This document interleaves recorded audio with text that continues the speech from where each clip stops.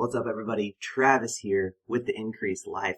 I want to talk to you today about one of my favorite topics, and I'm going to hit this topic hard and over and over and over and over until everybody gets it, because it is too important, too powerful, and turns out not as many people are doing it as I thought. We're going to talk about tithing. And you may have preconceived notions. Oh, church talking about money and all this stuff. Well, look, I'll talk about money. I'm not asking for your money. I'm just going to talk about money because I want you to learn the principles, the laws, spiritual laws, the promises of God that if you put into place are going to make your life infinitely better.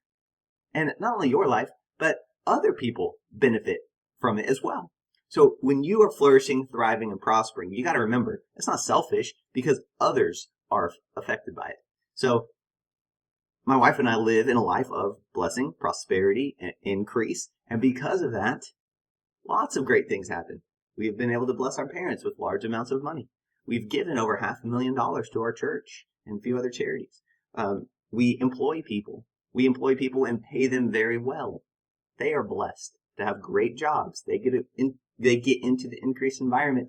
Their life is changed as well. And the blessing cycles sort of go on and on. The people we employ, they have enough money to put their kids into private schools and to do great things, and they tithe, and then they give, and new blessings are activated in their life, and essentially family trees and generations are changed. That's why we got to win, guys. We have to be prosperous. We have to have abundance. We have to have increase so that we can continue to truly have an impact, truly have an influence. All right, so I want to talk about tithing. Now, if you're the type of person who currently is from that perspective of, oh, if I go to church and they talk about tithing, they talk about money, I'm out. Okay, I'm going to ask you to be a little more mature than that. All right? When it comes to tithing, here's a couple things that I just want you to get. I'm gonna write some simple stuff here for it. Tithing is not so the pastor can get rich. If you watch CNN, aka the corrupt news network, or you watch some things like that, who are just there to try to create drama and try to create stuff, you might find stories that make it seem like that's what's happening. It's not, guys. And I guess there probably is a story or two over the last 150 years where a pastor did take the tithe as his personal paycheck, but that's not how it actually is structured in the church and how a pastor's paid, etc. So let's just stop being so skeptical of a person. And look, here's what I'm saying, guys, is you don't have to instantly accept what I say. But I'm not going to allow you to, and if you want to be a growth-minded person, you cannot instantly reject what I say. Take what I say, pray about it, go for it. If you do this, you pray about it and go read it in the scriptures for yourself, study it yourself, put some work into it, put some effort into it, then you can draw your own conclusion. All right? But if you do not put the work in yourself, then that's on you. So, tithing's not so the pastor can get rich. If your church talks about money, that's a good thing because they want you to win. All right?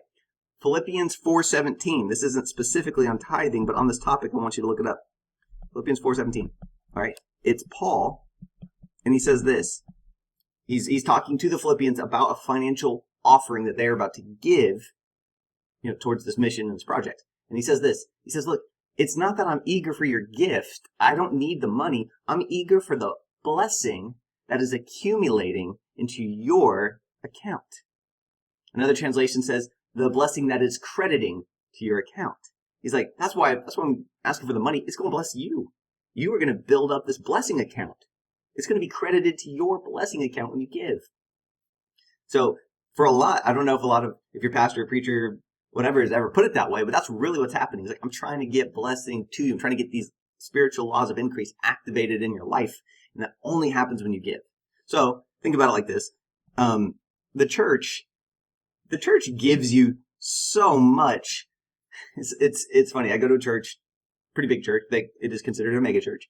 And man, they're always doing outreaches, like cool free food stuff.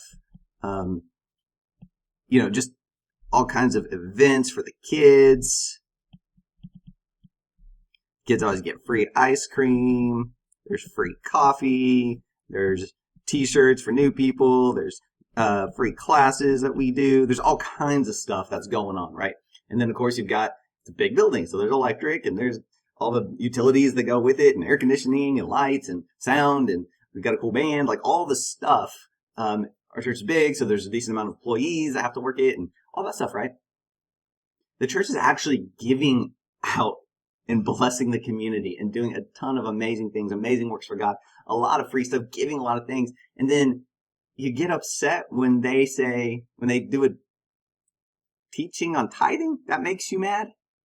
They've given you all this free stuff. You've given them $0 and you're mad that they taught on tithing. Come on, man. You gotta mature up a little bit past that. It's low level. I'll be real with you. I mean, that's why people like me, right? It's because I'm direct. That's low level thinking, man. You gotta mature past that. So the tithe, why I'm bringing it up? Well, I'm going to bring it up a lot in these lessons because it's huge. So what happens when you tithe? Now, in the old, I'll bring this up too. Hey Trav, isn't tithing old covenant? Do we need to do it now? Because isn't it old covenant? It's not new covenant, it's old covenant. Well, a couple things. Here's what you really need to know. So a lot of people say this, right? And they'll just say, oh, it's old covenant, don't need to do it. And everyone's thrilled because, oh, good, now I do not have to give 10% of my income. Phew, got out of that one. We give just by grace now, so now I can just give whatever I want. Okay, phew. Now here's the part that a couple things you need to understand here. And when I see people teach on anti-tithing, it's usually positioned like this. It's usually positioned, is tithing, and they use this word, required today. And I think that's the incorrect way to look at it. Tithing has never been required, and this is the word I see over and over again. You're going to go to heaven whether you tithe or not. Like, it's not required for you to go to heaven or for your salvation. And that's where the teaching, I think, gets a little kind of messed up, right? Is like, people want to come and they have this whole deposition as to why tithing isn't required. And look, you will still go to heaven. It's not about salvation like some people may. It's weird. But here's the truth. If you want to live the blessed life, it is required. So let's go back to the old covenant thing here. Should we still do it? Isn't it old covenant?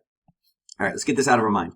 Because it was actually 400 years, first episode incidence of tithing was 400 years before the law or the old covenant came out. So the first incidence of tithing was Abraham. Basically, God gave him instructions to defeat an enemy. Abraham did them and got all the spoils. He got gold. He got silver. He got money. He got cash. He got livestock, cattle, donkey. He got land. He got all this stuff. And he was so thankful to God that he said, I'm going to give 10% of this to your high priest, which at the time was Melchizedek. I probably spelled that wrong. Don't look it up. All right. So he went and he said, I'm going to give a tithe of this to Melchizedek. And there's other cases, there's other incidences that Cain and Abel tithed and some different things like that. But look at it like specifically tithing 10% of the income that came in. I'm going to give back to God. I'm so thankful. God, thank you for providing me with this victory, for providing me with this income and this increase. God, you're awesome. I appreciate you. I'm going to give you 10%.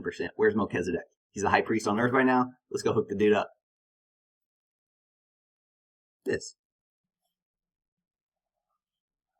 Can you take the same spirit, the same heart as Abraham did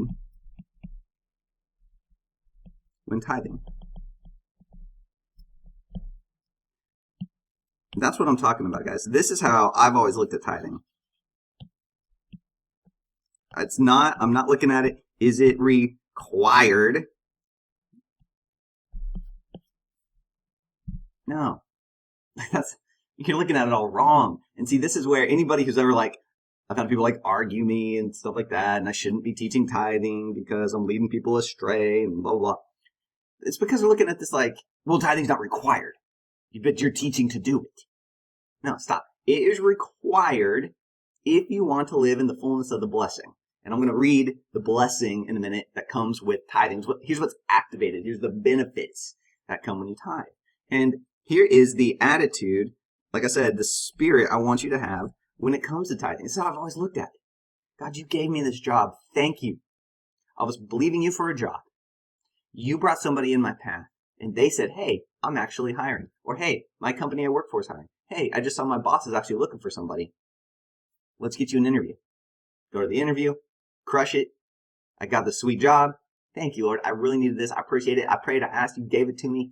I had faith for it. I was believing for it. You delivered like you always deliver. Thank you. I will gladly give you 10% of what you gave me in the first place. Not a lot of people are teaching that. That's what's happening here. Thank you, God, for giving this to me. I'm so thankful to you. I'll gladly give you back 10%. I appreciate you. Man, this thing's a thankful positioning. Where's that being? How come no one's teaching on that? Why is everybody's oh, it's not required today? Now, that was part A. Let me give you part B.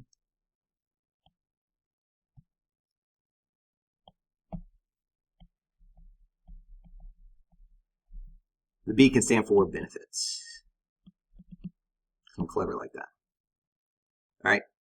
The benefits of tithing. Let's just read this. I'll give you the New Living Translation. All right. So we're going to start reading in Malachi 3 verses 8 through 12. Okay. Now you've heard this before. I hear from a new heart, a new perspective. Should people cheat God? I like another translation says rob God. Should people rob God? Yet you've robbed me. But you ask, what do you mean? When did we ever rob you? Now this is Malachi. This is a prophet of God. This is God speaking through the prophet. It's taken as God himself is speaking. And he's kind of having this conversation in front of you well, what do you mean we robbed you? And he says, you've robbed me of the tithes and offerings due to me. Now you're under a curse, for your whole nation's been robbing me. Now, the curse that he's talking about is not from God. The curse is if you're not activating the tithing benefits, the tithing rights, you're under the earth curse system.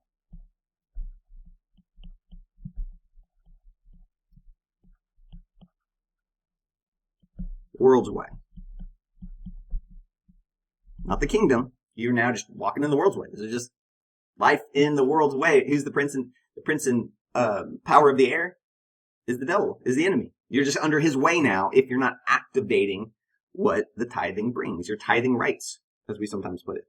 All right, so then he says, bring all the tithes. Now, the tithe, let's just get somewhat technical here, equals the first 10% of your income. And it's to go to ideally the local church, but it's the place where you're spiritually fed.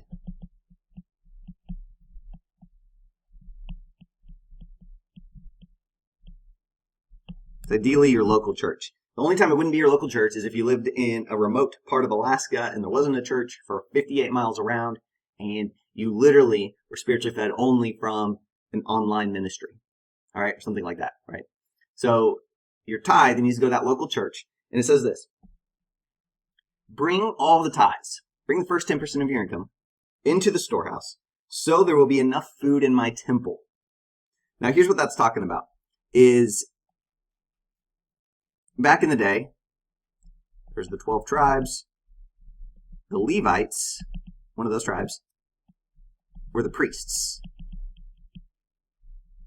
And if the other 11 tribes, and basically everybody else, if they all brought in 10% of their crops, their food, their stuff, their money, their livestock, then the Levites wouldn't have to go get day jobs, basically. They'd have all the provision they need so they could be full-time priests. They could focus on their priestly duties, their assignments. They could focus on their duties instead of having to go get food and hunt and farm, etc. They could focus on being their duties. Today that translates, if you bring the tithe, 10% to God's storehouse, all right, then your pastor can focus 100% on you. I hope this is helping somebody today, man. Like, this is like, it's deep, but it's simple. And it's funny that I haven't heard a lot of people, I've heard some people, I haven't heard a lot of people just break it down super simple. Don't you want your pastor focusing on you? I've been to churches where the pastor also has to mow lawns just to pay his bills. I don't want that.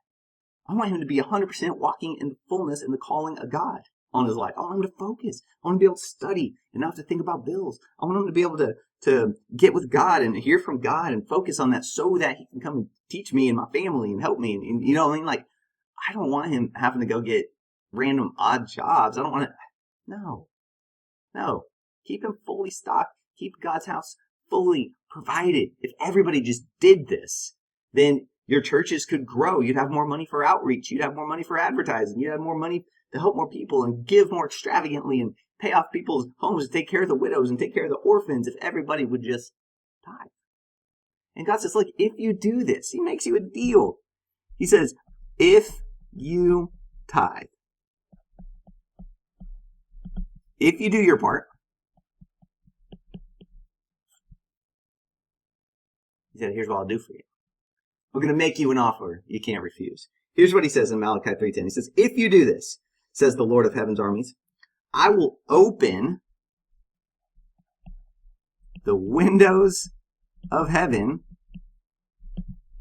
for you.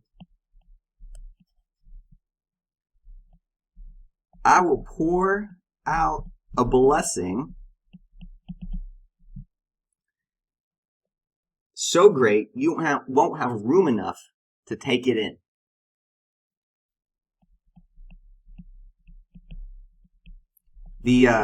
Another translation puts it, I'll pour out a blessing far beyond your wildest dreams. Another one says, far beyond, I don't know, I like this, far beyond your needs. So let's just talk about that for a second.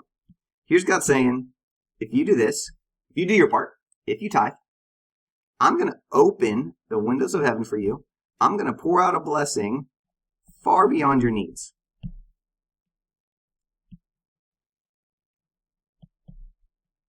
But he's not done there.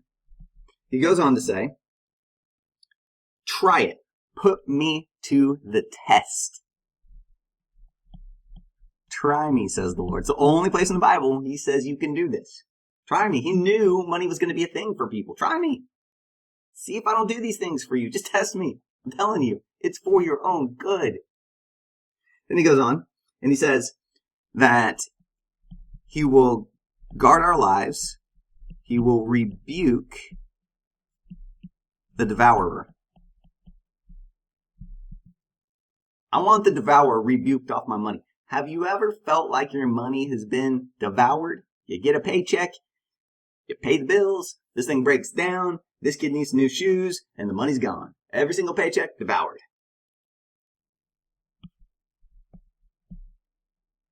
Money devoured? You should probably check your tithe. Are you tithing? Let's be real. There's even more blessings here. In the New Living, He says that your crops will be abundant because I will guard them from the devourer. So this would be, your crops in today. It's going to be your business, your paycheck, your money, the things you produce. Your crops will be abundant because I will guard them and rebuke the devourer. And I like this. Your grapes will not fall from the vine before they are ripe. Meaning, if a grape falls from the vine before it's ripe, it's useless. It's wasted. It has to be thrown away. It's in vain. It's useless. Your stuff will produce. And then he says, then all the nations will call you blessed, for your land will be a delight. Basically, other people are going to notice your life, your land, and call it delightful. You guys have heard me tell the story of how I had 2 door-to-door salesmen come to my house, and I stopped them. They were really bad at sales. I stopped them and was like, hey guys, would you mind if I gave you some constructive criticism? I've done sales for a long time. I could actually help you with the pitch. And they were like, oh, actually, that'd be awesome. And then as I'm teaching them, they stop me and they go, wait, you own this house? And I'm like, yeah. Like, you're so young. How do you own this house? It's beautiful. And I literally just said, have you ever heard of tithing? And they're like, what's that? So I explained it. And then about 4 or 5 minutes later, I led both of them to Jesus. Both of those guys are going to heaven because I tithe. Benefits 1, 2, 3, 4, 5 happened. And number 5, especially, they noticed my life, my land, and they said, your land's a delight. He said, your land's awesome. How are you doing this? And you're so young. I taught them what the Bible said about tithing, then I led them to the Lord. That's how this works. Now, based off what I just told you, can we please get past that is tithing required junk? Do you want this or not? I want this. I want these benefits activated in my life. I will teach my kids because I want them to live this life as well. I want them to be sowing seed into God's house constantly. I mean, think about it. That's on your account. If you sowed seed, if you tithe to your church, and that church does an outreach, does a missions trip, and leads 100 people to the Lord, that's on your heavenly account. You funded that. Tithing makes you a kingdom funder. You're funding things. You're funding the expansion. That credits back to your account, guys. I mean, the benefits of tithing are phenomenal. And so here's what I see is, well, Trav, what if I can't afford to tithe?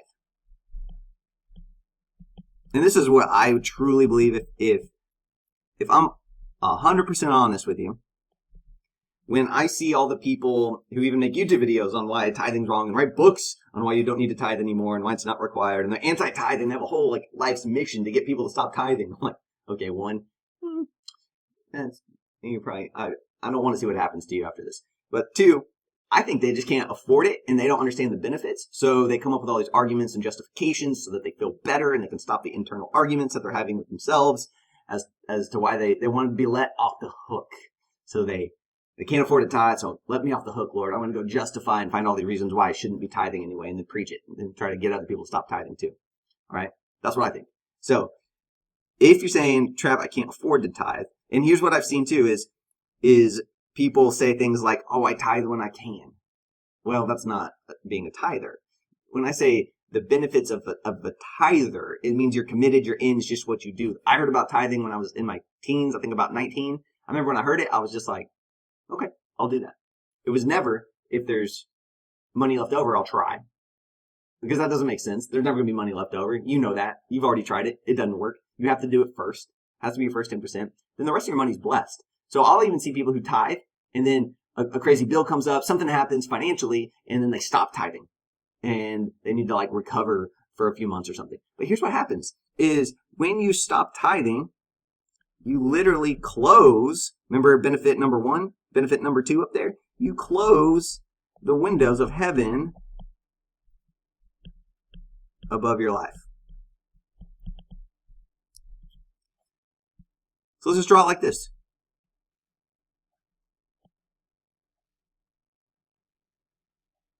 That's a cloud.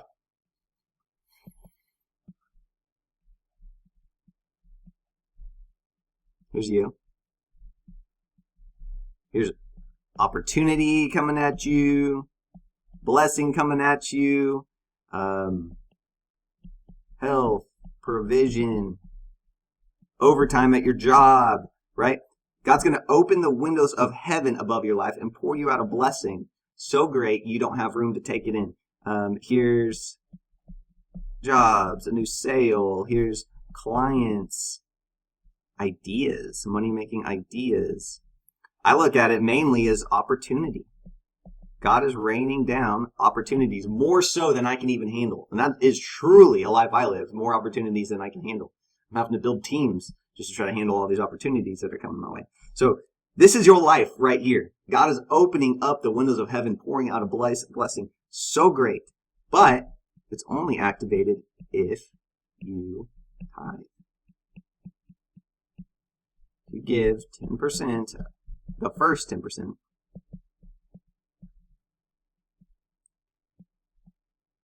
To the local church that spiritually feeds you.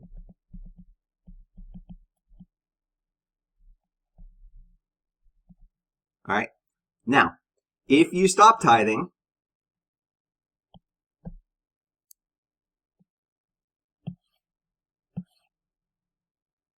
literally, when you needed the windows of heaven more than ever, if money got tight and you stopped tithing because money got tight, when you needed money the most, you went and closed the windows of heaven above your life. That's when you need it open. Huge mistake I see. Stop closing the windows of heaven when you need blessing far beyond your needs. When you need opportunities, when you need these ideas, when you need these things flowing in your life. Stop the flow. This is where it takes faith, guys. This is where it takes trust. This is why he says, test me in this. Another thing says, try me. Put me to the test. The New Living says that. It says, try me. Put me to the test. I double dog dare you. Tithe. And this is going to be your life. I'm going to open the windows of heaven above you. I'm going to pour you out a blessing far beyond your wildest dreams, far beyond your needs. I'm going to rebuke the devourer for your sake so your crops will be abundant and people will look at your land and call you a delight. But only if you tithe. I love you guys. I hope this helped somebody today. Go back through this. Go watch it again. You want to live this life right here. I promise you. All right? You want the windows of heaven open above your life. You want to be guarded from the devourer. You want your crops to be abundant. You want people to notice your life and call it a delight. Those are the benefits that you activate when you choose to walk in faith, to trust what the Bible says, and you have to take action on this. When you commit to becoming a tither, God, I'm all in. I'm going to give 10%. If you don't have a local church right now, you just pray this prayer. God, show me where you want me and my family planted. What church should I be at? Don't go make the decision based off if you like the pastor, you like his style, you like his preaching, you like his clothes, you don't like his clothes. Like, don't make those carnal decisions on where to go. You might not even like your preacher's style. But if God says, this is where I want your family, that's where you go. That's where you commit your tithe, and you will flourish. The windows of heaven will be open from above your life, pouring out a blessing, opportunity, ideas far beyond your needs, money far beyond your needs, jobs, overtime far beyond your needs. Test him, try him. He's going to guard the devourer, guard you from the devourer, rebuke the devourer off your life so your crops will be abundant. People are going to notice your life and say, I want that. What do you have? Your life looks awesome. Now, let's remove that stuff in your mind. Is tithing required? Is it old covenant? Is it new covenant? Do we do it today? It's only required if you want this life. It's not required to go to heaven. You don't have to tithe to go to heaven. It's required if you want this life that I've just described. Love you guys. I'll see you in the next one.